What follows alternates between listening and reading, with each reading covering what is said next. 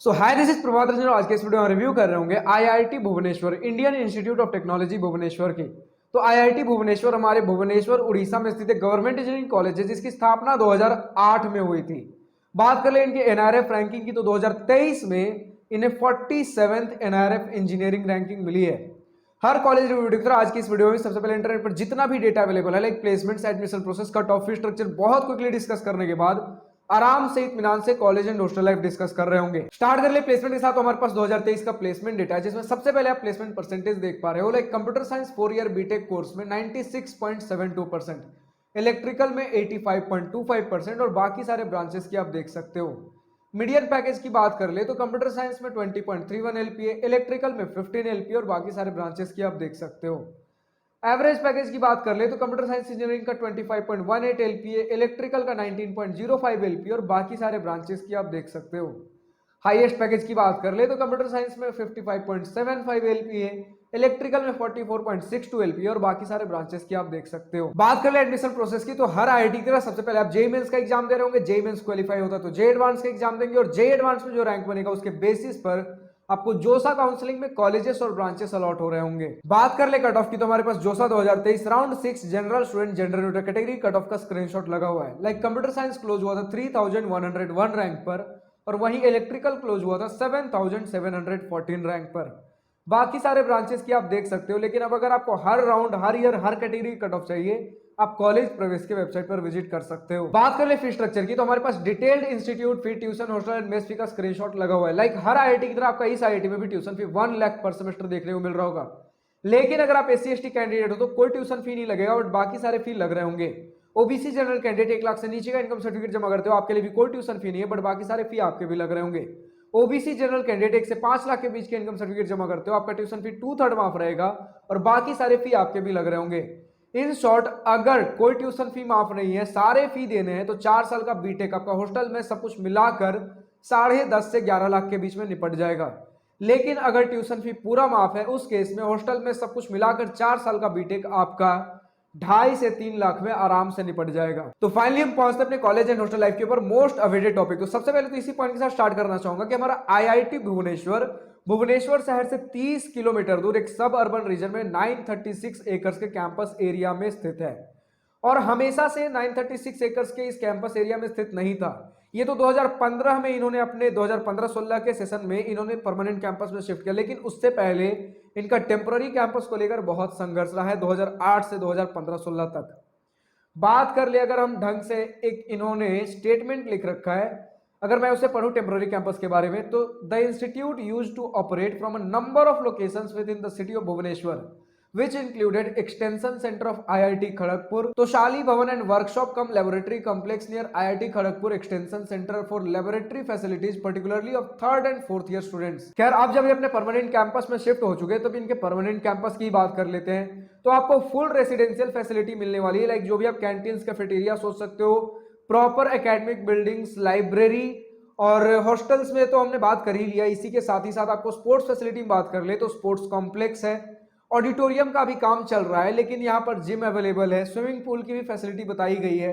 इसी के साथ ही साथ क्रिकेट ग्राउंड, फुटबॉल ग्राउंड, आपका basketball court, volleyball court, badminton court, जो समझ सकते हो स्पोर्ट्स के अंदर सब कुछ अवेलेबल है। मेजर जितने स्पोर्ट्स है सब कुछ अवेलेबल है, स्पोर्ट्स के अंदर कहीं कोई कमी नहीं रखी गई है।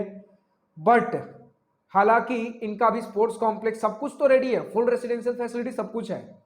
लेकिन हम जब भी आईआईटी का नाम लेते हैं तो मैं हर बार कहता हूं कि आईआईटी मतलब दिमाग में सुनते के साथ आता है IIT Madras, IIT Bombay, IIT Kanpur.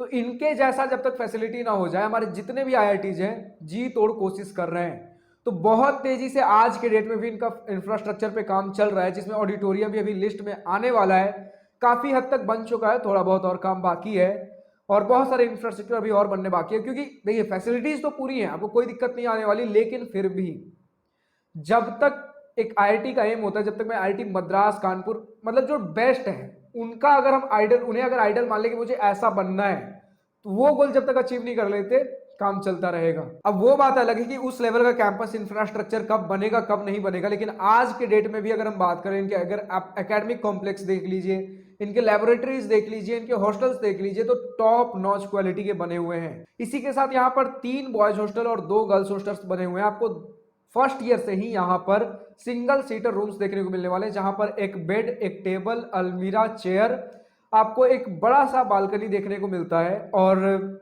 यही सारी चीजें अगर फर्स्ट ईयर से हमें सिंगल सीटर रूम्स देखने को मिल जाए और क्या चाहिए। और अगर इसी के साथ बात कर लें इनके क्या कुछ फेस्ट होते हैं, इनके क्या कुछ एक्टिविटीज होते हैं, तो सबसे पहले कुछ एक्टिविटीज की नाम ले लूं तो robotics and intelligent system club, FEBS, web design society, astronomy society, programming society, dance, dramatics, entrepreneurship, film making society, fine arts, literary, music, photography, social welfare, quiz society, बहुत सारी चीजें हैं।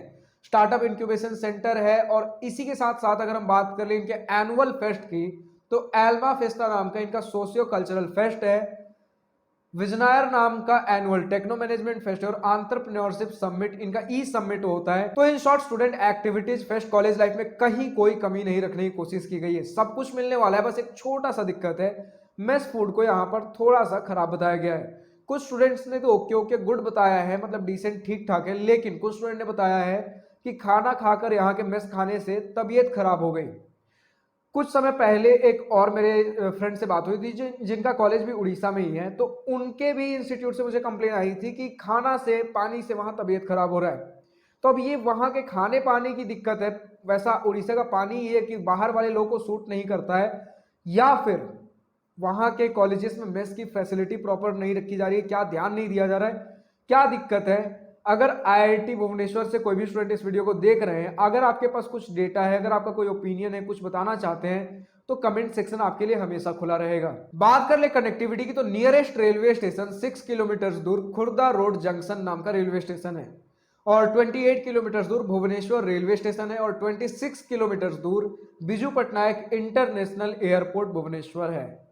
अब कमेंट सेक्शन में लिखकर बताइए और किस कॉलेज का वीडियो चाहिए। और अगर आप किसी भी कॉलेज से इस वीडियो को देख रहे हो, अगर आपके पास अपने कॉलेज का कोई कैंपस टूर व्लॉग है, तो हमारे साथ प्लीज शेयर करिए, ताकि जो भी स्टूडेंट्स हमारे कॉलेज रिव्यूज देखते हैं तो फैक्चुअल डेटा तो उन्हें मिल जाता है। अगर हो सकता है आपके कॉलेज में अगर कोई स्टूडेंट आना चाह रहा हो, तो आपके कॉलेज का रिव्यू वीडियो के साथ ही साथ कैंपस टूर, अगर व्लॉग्स भी उन्हें देखने को मिल जाए तो डिसीजन लेने में और बढ़िया रहेगा।